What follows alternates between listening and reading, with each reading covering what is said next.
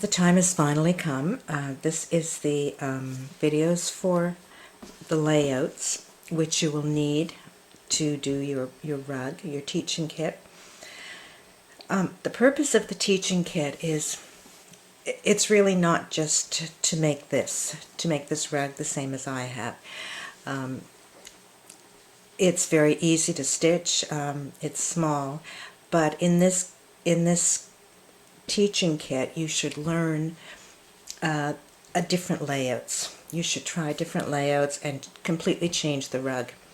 Perhaps change the stitches, perhaps change the color sequence. So the teaching kit is not that you do exactly as this rug.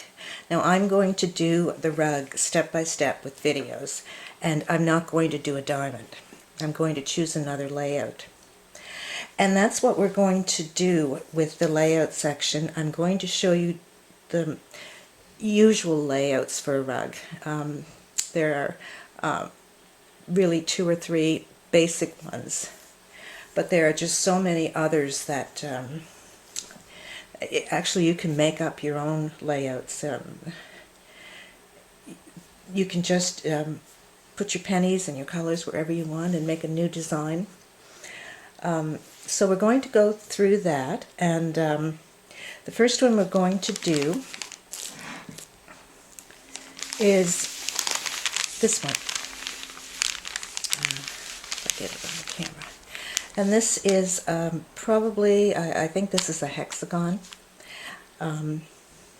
It's the shape, but the shape changes. So thereafter in the videos, I'll just call this a hexagon. It's the one that starts around in the center. Other ones will start differently, but this will be a hexagon type rug. And in the video I will show some of my rugs that are hexagon type and some of Colleen's rugs. So I'm going to take the teaching kit. I have my teaching kit, and I'm going to start doing one of these layouts and then do some variations.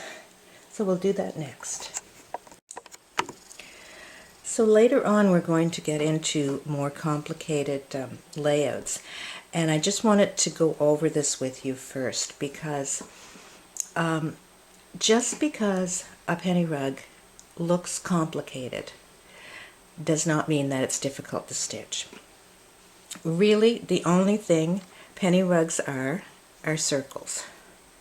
Just circles one after another, and in this section we're going to do interlocking, which means they fit together.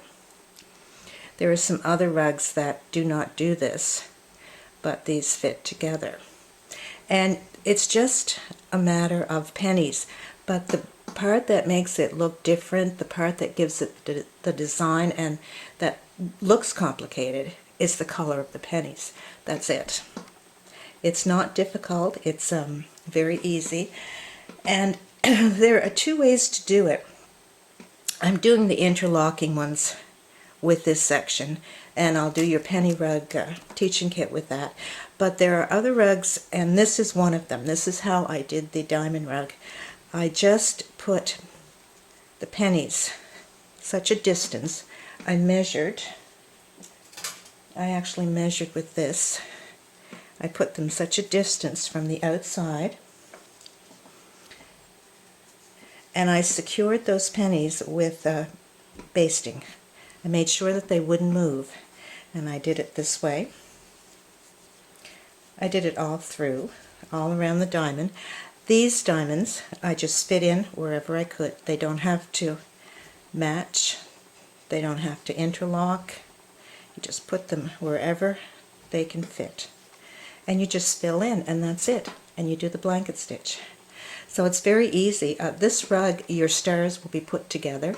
You will have a large section when your kit arrives. So that's all you do is put your pennies on and take the thread and stitch them. It's a lot of stitching, but it's very easy and very simple. Now, I wanted to say that because we're going to look at some difficult, not difficult, but